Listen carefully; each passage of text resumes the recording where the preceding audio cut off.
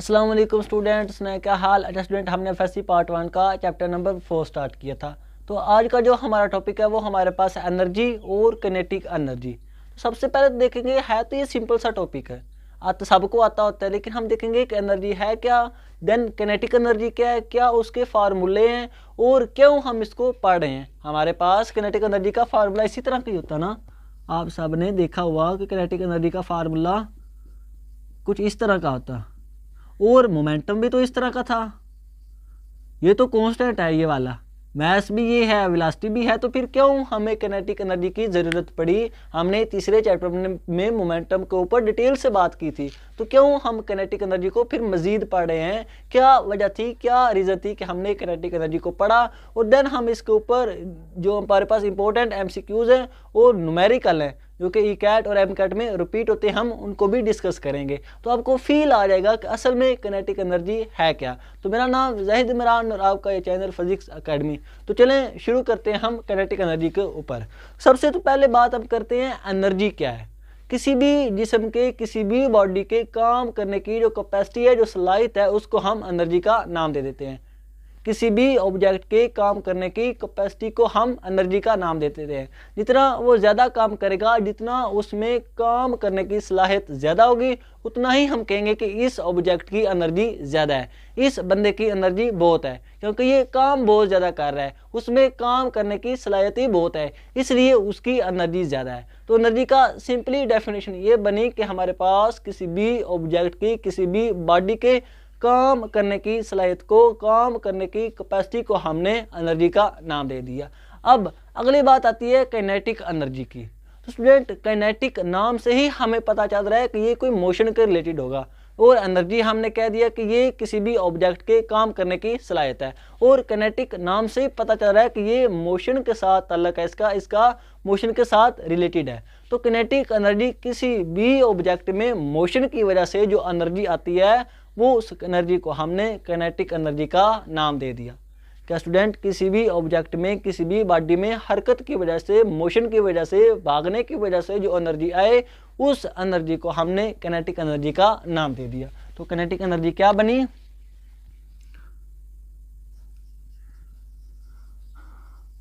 Energy किसी भी body में किसकी वजह से? ड्यू टू द मोशन की वजह से हमारे पास जो ऑब्जेक्ट में एनर्जी होगी, वो उस ऑब्जेक्ट की काइनेटिक एनर्जी कहलाएगी। अब अगली बात आती है कि इसका फार्मूला mv² कैसे बढ़ता है। तो हमें पता कि हमारे पास जो ये एनर्जी है, ये डायरेक्टली प्रोपोर्शन होती है हमारे पास दो क्वांटिटी के, एक तो मैस के और दूसरा वेलोसिटी के। तो काइनेटिक एनर्जी जो पहली हमारे पास डायरेक्टली प्रोपोर्शन हुआ, वो उसका होता है मैस, किसी भी ऑब्जेक्ट का मैस के डायरेक्टली प्रोपोर्शन होती है। जितना ज़्यादा मैस होगा, उतनी ही उस ऑब्जेक्ट की काइनेटिक एनर्जी होगी। अब आप सोच रहे होंगे कि अभी हमने कहा कि किसी भी ऑब्जेक्ट में मोशन की वजह से जो एनर्जी होती है वो काइनेटिक एनर्जी होती है, और मैस भी हमने कह दिया कि काइनेटिक एनर्जी जो है वो मैस के डायरेक्टली प्रोपोर्शनल है। ये तो बिल्कुल उल्ट बात होगी। जैसे जैसे जितना बंदे का मैस ज़्यादा होगा, जितना उसका मैस ज़्यादा होगा, वो उतना ही कम भागेगा, उसकी वेलोसिटी उतनी ही कम होगी। तो फिर कैसे हमारे पास ये काइनेटिक एनर्जी मैस के डायरेक्टली प्रोपोर्शनल आ गई? तो स्टूडेंट, बिल्कुल बात ठीक है कि मैस और वेलोसिटी आपस में इन्वर्सली प्रोपोर्शनल होते हैं। जितना किस बंदे का मैस, जितना को बंदा ज़्यादा मोटा होगा, वो उतना ही कम भागेगा। बिल्कुल ये ठीक बात है, मैस और वेलोसिटी आपस में इन्वर्सली प्रोपोर्शनल होते हैं, लेकिन मैस जो होता है वो क्वांटिटी ऑफ मोशन के डायरेक्टली प्रोपोर्शनल होता है। स्टूडेंट, क्वांटिटी ऑफ मोशन के डायरेक्टली प्रोपोर्शनल होता है। बात हम कर रहे हैं मैग्नीट्यूड की। तो जितनी मोशन की क्वांटिटी ज़्यादा, उतनी ही उस ऑब्जेक्ट में काइनेटिक एनर्जी भी ज़्यादा। इसलिए मैस और काइनेटिक एनर्जी आपस में डायरेक्ट रिलेशन बना। और क्वांटिटी ऑफ मोशन क्या है? यही मोमेंटम। यही मोमेंटम को हमने क्वांटिटी ऑफ मोशन का नाम दे दिया। किसी भी ऑब्जेक्ट की जो क्वांटिटी है उसकी मोशन की, उसको हमने मोमेंटम का नाम दे दिया। तो जैसे जैसे मैस बढ़ता जाएगा, क्वांटिटी ऑफ मोशन बढ़ती जाएगी, तो क्वांटिटी ऑफ मोशन बढ़ने से ऑब्जेक्ट की एनर्जी भी बढ़ेगी और ऑब्जेक्ट की एनर्जी जो है वो काइनेटिक एनर्जी होगी, क्योंकि काइनेटिक एनर्जी मास के डायरेक्टली प्रोपोर्शनल है। तो जितना ज़्यादा ऑब्जेक्ट का मास उतनी ज़्यादा उसमें काइनेटिक एनर्जी स्टोर हो जाएगी, चाहे हमारे पास मास और वेलोसिटी इनवर्सली प्रोपोर्शनल है, मास और मोशन आपस में इनवर्सली प्रोपोर्शनल हो, फिर भी काइनेटिक एनर्जी मास के डायरेक्टली प्रोपोर्शनल होगी। मास बढ़ने से काइनेटिक एनर्जी भी बढ़ेगी, क्योंकि मास बढ़ने से क्वांटिटी ऑफ मोशन बढ़ गई, क्वांटिटी ऑफ मोशन बढ़ने से काइनेटिक एनर्जी भी ऑब्जेक्ट में ज़्यादा स्टोर होगी। तो यहाँ से क्या पता चला कि काइनेटिक एनर्जी और मास आपस में डायरेक्टली प्रोपोर्शनल। अब दूसरी बात तो सबको ही पता कि काइनेटिक एनर्जी वेलोसिटी के भी डायरेक्टली प्रोपोर्शनल होती है। जितना बंदा तेज भागे उतनी ज़्यादा उसमें एनर्जी स्टोर होगी, या उतनी ही ज़्यादा एनर्जी वो कंज्यूम करेगा। जितना ज़्यादा बंदा तेज भागा उतनी ही उसमें एनर्जी स्टोर होगी या कंज्यूम होगी। तो हमारे पास काइनेटिक एनर्जी वेलोसिटी के भी डायरेक्टली प्रोपोर्शनल आ गई। तो इन दोनों को मिला के जब हमने लिखा तो हमारे पास काइनेटिक एनर्जी का जो फार्मूला बना वो हमारे पास बना 1/2 मास के भी डायरेक्टली प्रोपोर्शनल और वेलोसिटी के स्केयर के भी डायरेक्टली प्रोपोर्शनल आ गई। अब हमारे पास ये काइनेटिक एनर्जी का फार्मूला आ गया। अब अगली बात ये होती है कि इसका हमारे पास जो यूनिट होता है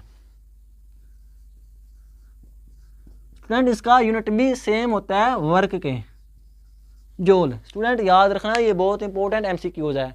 हमारे पास ये काइनेटिक एनर्जी हो गया और हमारे पास वर्क हो गया और टार्क हो गया। ये तीन क्वांटिटी ऐसी एनर्जी कोई भी हो, चाहे काइनेटिक एनर्जी है चाहे पोटेंशियल एनर्जी है, और वर्क उसका भी यूनिट और टार्क उसका भी यूनिट, ये तीनों के यूनिट भी सेम है और इनकी डायमेंशन भी सेम है। इनके फार्मूला में जो हमारे पास यूनिट ये इस फॉर्म में होते हैं वो भी हमारे पास सेम होते हैं। तो ये तीनों क्वांटिटी के यूनिट सेम, इनकी हमारे पास डायमेंशन भी सेम होती है। तो काइनेटिक एनर्जी भी हमारे पास इसका यूनिट भी जूल होता है। और ये जूल किसके इक्वल होगा, जूल किसके इक्वल होगा, किलोग्राम मीटर स्क्वायर, और हमारे पास टाइम के -2 इसकी वैल्यू होगी। ये हमारे पास ऐसे ही आएगा कि ये मास का हमारे पास किलोग्राम आ गया और वेलोसिटी हमारे पास क्या होती है ms-1। ये इसका स्क्वायर है तो क्या बन जाएगा किलोग्राम m² और s-2। और जब हम इसकी डायमेंशन लिखेंगे तो किलोग्राम की हमने मास लिख ली, ये हमारे पास मीटर है इसकी हमने लेंथ लिख ली, और ये सेकंड है इसकी हमने टाइम लिख ली। ये -2 है, ये 2 है और ये 1 है। ये इसकी आ जाती है डायमेंशन हमारे पास एनर्जी की। अब अगली बात, इतनी हमने बात कर दी, इतनी बात तो सभी पढ़ लेते हैं कि काइनेटिक एनर्जी का यूनिट ये है, उसकी हमारे पास जो फार्मूला है वो ये है। अब अगली बात आती है कि हमने मोमेंटम भी तो पढ़ा, हमने मोमेंटम भी तीसरे चैप्टर में डिटेल से इसके ऊपर बात की थी। मोमेंटम क्या है, इसकी कंजर्वेशन क्या है, इसके एमसीक्यूज और न्यूमेरिकल हमने डिटेल से बात की थी। तो फिर क्यों क्वांटम की हमारे पास काइनेटिक एनर्जी की हमें ज़रूरत पड़ी? तो स्टूडेंट सबसे पहली बात तो ये है कि काइनेटिक एनर्जी एक स्केलर क्वांटिटी है और मोमेंटम एक वेक्टर क्वांटिटी है। सबसे पहली बात तो ये हमारे पास ये जो वेलोसिटी को हम ऐसे भी लिख सकते हैं, ये वाला v.v, ये वेलोसिटी का डॉट प्रोडक्ट होता है और डॉट प्रोडक्ट का आंसर हमेशा स्केलर आता है। तो काइनेटिक एनर्जी की वैल्यू क्या आई, ये एक स्केलर क्वांटिटी होती है। क्या मतलब, इसकी सिर्फ और सिर्फ मैग्नीट्यूड होगी, इसकी कोई डायरेक्शन नहीं होगी। लेकिन मोमेंटम हमारे पास चाहे मास और वेलोसिटी ही है तो दोनों सेम, लेकिन मोमेंटम एक वेक्टर क्वांटिटी है। पहला तो डिफरेंस इनमें ये होगा कि काइनेटिक एनर्जी स्केलर और मोमेंटम एक वेक्टर क्वांटिटी होगी। अब जो अगली बात, जो इम्पोर्टेंट बात है वो ये कि हमारे पास कुछ फिनोमेना ऐसे थे जिसमें मैग्नीट्यूड के कंजर्वेशन के साथ साथ डायरेक्शन की भी कंजर्वेशन ज़रूरी थी। क्या स्टूडेंट, कुछ फिनोमेना हमारे पास फिजिक्स में डेली लाइफ में ऐसे भी थे जिसमें मोमेंटम की हमारे पास मैग्नीट्यूड की कंजर्वेशन के साथ साथ डायरेक्शन की कंजर्वेशन भी ज़रूरी थी। जैसा कि हमारे पास जब हम बुलेट को फायर करते हैं तो जितनी मैग्नीट्यूड के साथ बुलेट आगे जाती है, चाहे उसकी वेलोसिटी हमारे पास ज़्यादा होती है, उसका मास क्योंकि कम होता है तो वेलोसिटी ज़्यादा, मैग्नीट्यूड में कंजर्वेशन भी होती है, और जो बुलेट होती है वो पीछे की तरफ आती है कम वेलोसिटी के साथ क्योंकि उसका मास ज़्यादा होता है। तो इस सारे फिनोमेना में हमारे पास जैसे मैग्नीट्यूड कंजर्व हो रही है उसी तरह डायरेक्शन भी कंजर्व होगी, क्योंकि हमारे पास जो बुलेट है वो वेलोसिटी के साथ मैक्सिमम वेलोसिटी के साथ आगे की तरफ जाती है, तो गन भी कम वेलोसिटी के साथ पीछे की तरफ आती है ताकि डायरेक्शन कंजर्व हो सके। क्योंकि इनिशियल हमारे पास बिफोर द हम जैसे ही बुलेट को फायर किया उससे पहले उसका मोमेंटम जीरो था, मतलब उसकी मैग्नीट्यूड भी जीरो थी और डायरेक्शन भी कोई नहीं थी। इसी तरह जब हमारे पास बुलेट हमने फायर कर दी तो जैसे ही बुलेट फायर हुई तो उसकी मैग्नीट्यूड भी कंजर्व होगी, और मैग्नीट्यूड में कंजर्वेशन के साथ साथ उसकी डायरेक्शन भी कंजर्व होगी। बुलेट आगे की तरफ गई तो गन पीछे की तरफ गई, और सम जब किया तो वो बिफोर द हमारे पास जैसे बुलेट फायर हुई तो मोमेंटम जीरो था, आफ्टर द भी हमारे पास बुलेट फायर होने के बाद भी मोमेंटम जीरो होगा। तो वो वाले फिनोमेना ऐसे थे जिसमें मैग्नीट्यूड की कंजर्वेशन के साथ साथ मोमेंटम की भी कंजर्वेशन और डायरेक्शन की भी कंजर्वेशन की भी ज़रूरत पड़ती थी, इसीलिए हमने मोमेंटम की बात की। लेकिन कुछ फिनोमेना ऐसे भी थे जिसमें सिर्फ मैग्नीट्यूड की कंजर्वेशन की ज़रूरत होती है। स्टूडेंट, मोमेंटम है तो डायरेक्शन है, मोमेंटम क्योंकि वेक्टर क्वांटिटी है, मोमेंटम एक वेक्टर क्वांटिटी है, उसकी डायरेक्शन भी होगी। जब डायरेक्शन होगी तो डायरेक्शन कंजर्व भी होगी, उसका इफेक्ट लाजमी आएगा। लेकिन कुछ फिनोमेना ऐसे भी थे जिसमें सिर्फ और सिर्फ मैग्नीट्यूड की कंजर्वेशन की ज़रूरत थी, तो इसीलिए हमने काइनेटिक एनर्जी को निकाला, काइनेटिक एनर्जी को पढ़ा, क्योंकि ये एक स्केलर क्वांटिटी है, इसकी सिर्फ और सिर्फ मैग्नीट्यूड है, तो इसलिए हमने इस काइनेटिक एनर्जी को पढ़ा। अब हम देखते हैं इसके रिलेटेड इंपॉर्टेंट एमसीक्यूज को और न्यूमेरिकल को। स्टूडेंट, है तो बिल्कुल ये छोटा सा टॉपिक है, लेकिन इसमें से भी एमसीक्यूज और न्यूमेरिकल ईकैट और एमकैट में आते हैं। अब हम देखते हैं उनको। पहले तो हम इसको मिटा लेते हैं, ऐसे हमने मिटा लिया। सबसे पहले हम एमसीक्यूज की बात करेंगे। स्टूडेंट, ये वाला एमसीक्यूज बड़ा इंपॉर्टेंट था कि हमारे पास काइनेटिक एनर्जी, वर्क और टॉर्क, ये तीनों जो चीज़ें हैं इनकी डायमेंशनल और यूनिट सेम होते हैं। अब पहला जो एमसीक्यूज है वो ये कहता है कि हमारे पास एक ऑब्जेक्ट है, उसकी हमने वेलोसिटी को बढ़ा दिया 4 गुना, हमने उसकी वेलोसिटी में 4 गुना इंक्रीज कर दिया, तो बताओ उसकी काइनेटिक एनर्जी क्या आएगी। स्टूडेंट, एमसीक्यूज बोर्ड में ये है जो वो बोर्ड में रिपीट हो रहे हैं, हम ईकैट और एमकैट वाले भी देखेंगे, वो थोड़े कंसेप्चुअल होंगे। तो वो कहता है कि एक बॉडी है, उसकी वेलोसिटी में हमने 4 टाइम इंक्रीज कर दिया, बताओ उसकी वेलोसिटी में 4 टाइम इंक्रीज होने के बाद उसकी एनर्जी के ऊपर क्या इफेक्ट आएगा। तो हमें पता काइनेटिक एनर्जी क्या होती है, 1/2 mv²। अब हमारे पास वेलोसिटी क्या बन गई, 4v बन गई, वेलोसिटी 4 गुना बढ़ गई, तो ये काइनेटिक एनर्जी आ जाएगी ऐसे 1/2 m और v। अब हमारे पास क्या है, 4v और ऊपर ये स्क्वायर, ये 2 और हमारे पास 4 बन जाएगा 16, और पीछे हाँ आपने स्टूडेंट ऐसे लिख लेना है, बच्चे यहाँ पे गलती कर देते हैं, ये 4 और 2 हमारे पास 16 बन गया, बाकी हमारे पास ऐसे ही आ गया 1/2 mv², ये हमारे पास इसके इक्वल था ये वाला। तो हमारे पास क्या आएगा, काइनेटिक एनर्जी कितनी गुना बढ़ी, 16 गुना हमारे पास काइनेटिक एनर्जी बढ़ गई, उसकी वैल्यू में 16 टाइम इंक्रीज हो गया जब हमारे पास वेलोसिटी 4 गुना बढ़ी। अब स्टूडेंट, जो अगला एमसीक्यूज है वो ये कहता है कि एक ऑब्जेक्ट है, उसकी जो एनर्जी है काइनेटिक एनर्जी वो उसने 50 जूल दे रखी है, उसकी एनर्जी है वो 50 जूल है। अब आगे वो कहता है कि उसका जो मैस है वो 10 kg है, तो बताओ उसकी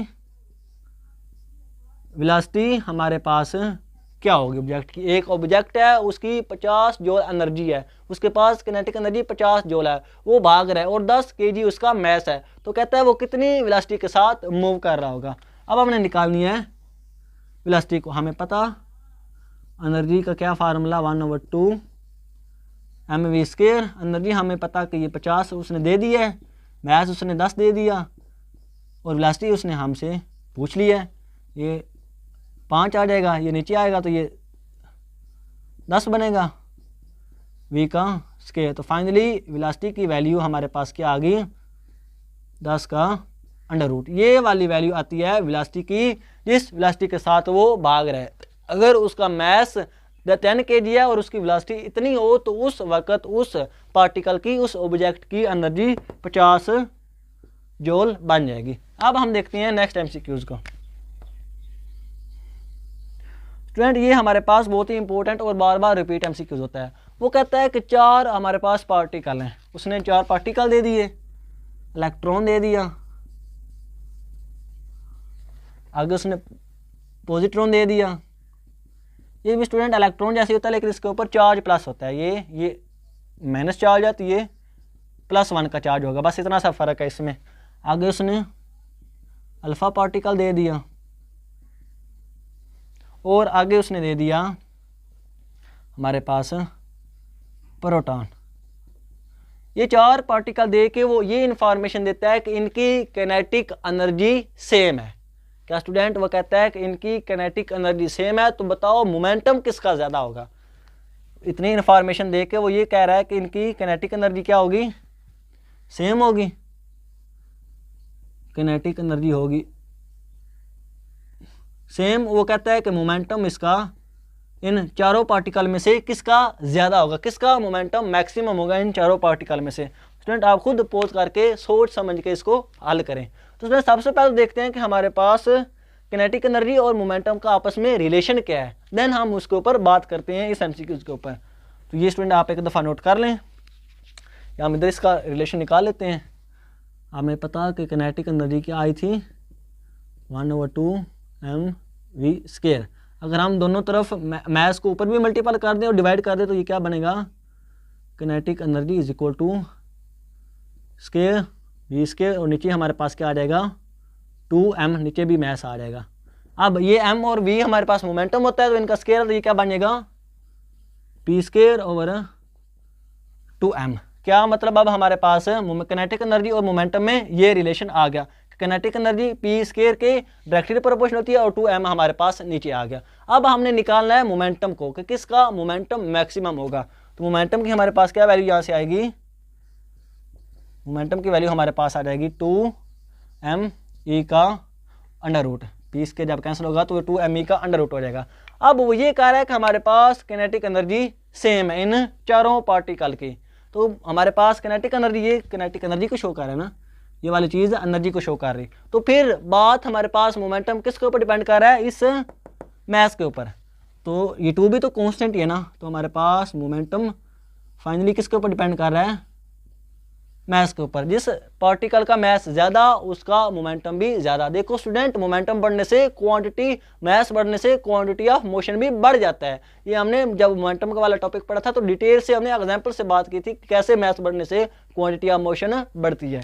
अब मोमेंटम किसके डायरेक्टली प्रोपोर्शनल है, मैस के अंडर रूट के, ये वाला। अब इन चारों पार्टिकल में से किसका मैस ज़्यादा होगा। तो ये इलेक्ट्रॉन है, ये पॉजिट्रॉन है, इनका तो मैस सेम है और ये बहुत ही कम होता है, इसकी वैल्यू बहुत ही स्मॉल होती है। ये अल्फा पार्टिकल है और अल्फा पार्टिकल हीलियम न्यूक्लियाई होते हैं, इनमें 2 प्रोटॉन और 2 न्यूट्रॉन होते हैं। तो इसका जो हमारे पास ऐसे लिखते हैं हम इसको 2 4, तो इसका जो हमारे पास मैस हो गया वो 4 होगा। ये तो सिर्फ एक प्रोटॉन है, तो यहाँ से क्या पता चला कि अल्फा पार्टिकल का मैस ज़्यादा तो इनका मोमेंटम भी ज़्यादा आ जाएगा। तो अल्फा पार्टिकल हमारा फाइनली आंसर होगा कि अल्फा पार्टिकल ऐसे पार्टिकल हैं जिनका मैस ज़्यादा तो उनका मोमेंटम ज़्यादा, चाहे इनकी एनर्जी सब की सेम हो। अब हम फाइनली लास्ट एमसीक्यूज के ऊपर बात करते हैं जो कि बहुत ही इंपॉर्टेंट है। अब स्टूडेंट ये आप नोट कर लें, या हम ऊपर से थोड़ा सा मिटा देते हैं। वो ये कहता है कि स्टूडेंट हमारे पास अगर 2 ऑब्जेक्ट हों, अगर 2 ऑब्जेक्ट हों उनका मैस सेम हो, तो वो कहता है अगर m1 और m2 के 2 ऑब्जेक्ट हैं। अब अगली बात वो ये कहता है कि उनका मोमेंटम सेम है, तो बताओ उनकी एनर्जी क्या होगी। स्टूडेंट अब उसने 2 ऑब्जेक्ट उसने कहा कि ये हैं, अब वो कहता है कि उनका मोमेंटम सेम है और वो क्या पूछ रहा है, उनकी एनर्जी की रेशो को पूछ रहा है, उसकी एनर्जी की रेशो को पूछ रहा है, E1/E2 पूछ रहा है। अब हमें पता है कि एनर्जी हमारे पास किसके इक्वल है, p²/2m।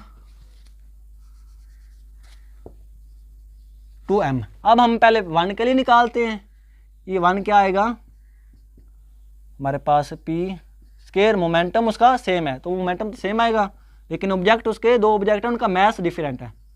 इसका मैस m1 आ गया, और दूसरे का क्या आएगा E2 क्या आएगा, P मोमेंटम सेम है, 2 वैसे कॉन्स्टेंट, मैस 2। अब उसने पूछा क्या E1 ओवर E2, तो हम इसको डिवाइड कर देते हैं।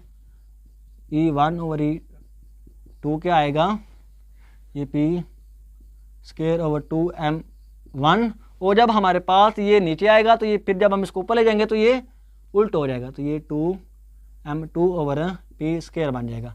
तो ये P स्केयर गया, 2 से गया, तो फाइनली क्या आंसर आएगा हमारे पास, E1 ओवर E2 का मैस m2 और मैस m1। ये हमारे पास फाइनली रिलेशन आ गया एनर्जी का जब मोमेंटम सेम हो। देखो स्टूडेंट, अब यहाँ पे मज़े की बात है, स्टार्ट में हमने बात की थी कि किनेटिक एनर्जी हमारे पास मैस के डायरेक्टली प्रोपोर्शनल है, लेकिन यहाँ पे देखो क्या होगी, इनवर्सली प्रोपोर्शनल। क्यों? क्योंकि स्टूडेंट मोमेंटम सेम हो गया। उस वक्त हमने कहा था कि मैस बढ़ने से क्वांटिटी ऑफ मोशन बढ़ रहा है। क्वांटिटी ऑफ मोशन क्या है, मोमेंटम ही तो है ना quantity of motion. Quantity of motion को कौन डिटरमाइन करता है, मोमेंटम। तो उस वक्त मोमेंटम बढ़ने से क्वांटिटी ऑफ मोशन बढ़ती थी, तो क्वांटिटी ऑफ मोशन बढ़ने से एनर्जी भी बढ़ जाती थी। लेकिन जब मोमेंटम सेम हो गया तो उस वक्त काइनेटिक एनर्जी और मैस इनवर्सली प्रोपोर्शनल हो गए, क्योंकि उस वक्त तो काइनेटिक हमारे पास जो क्वांटिटी ऑफ मोशन है वो सेम होगी। तो ये था काइनेटिक एनर्जी का असल कंसेप्ट, असल मीनिंग, असल उसकी फिजिकल मीनिंग। तो आई होप आपके सारे कंसेप्ट क्लियर हो गए हैं। आज के लिए इतना ही, इंशाल्लाह मिलेंगे अगली वीडियो में। ओके, अल्लाह हाफिज़।